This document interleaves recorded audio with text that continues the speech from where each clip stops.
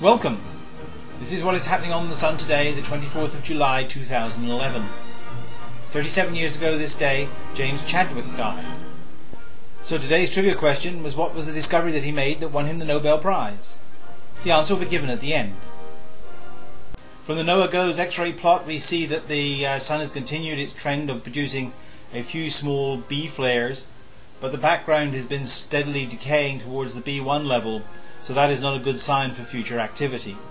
To emphasize this point, we now only have two numbered regions on the disk, and region 1254 is approaching the west limb, so should be gone probably in the next couple of days.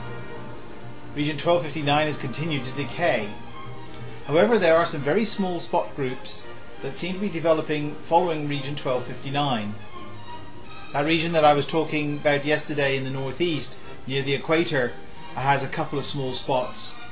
And there's a new region coming over the northeast limb, but none of these are very impressive, so I don't hold out much hope of getting M flares, let alone X flares, out of any of them, at least unless they put on a spurt of growth all of a sudden. In the Sunspot movie, I'd like you to focus on the decay of region 1259 and the new regions that are appearing in the northeast. And the same will be true for the magnetogram movie.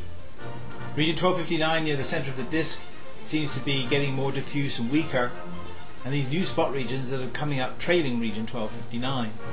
But none of the growth looks explosive, so again we shouldn't expect any major flares out of them. In the AIA transition region movie, I would like you to keep an eye on that filament in the southwest. It still hasn't lifted off, but it looks as though it's becoming unstable. And the new region coming over the northeast limb seems to be reducing the number of jets like we talked about yesterday.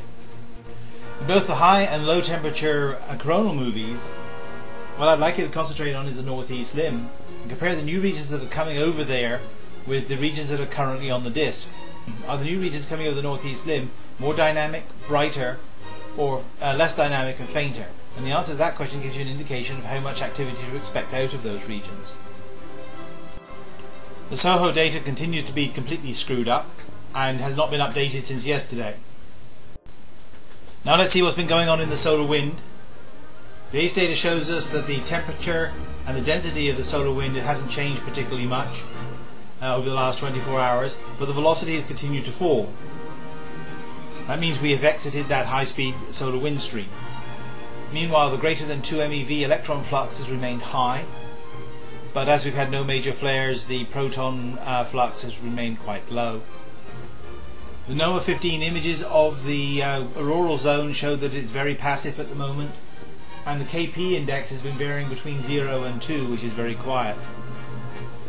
So in summary then, the X-ray background has dropped to the B1 level, the sunspot number has dropped to 41, radio sun intensity has dropped to 88 solar flux units, solar wind speed has dropped to 460 km per second with a density of about 2 protons per cubic centimetre, and geospace conditions are considered quiet.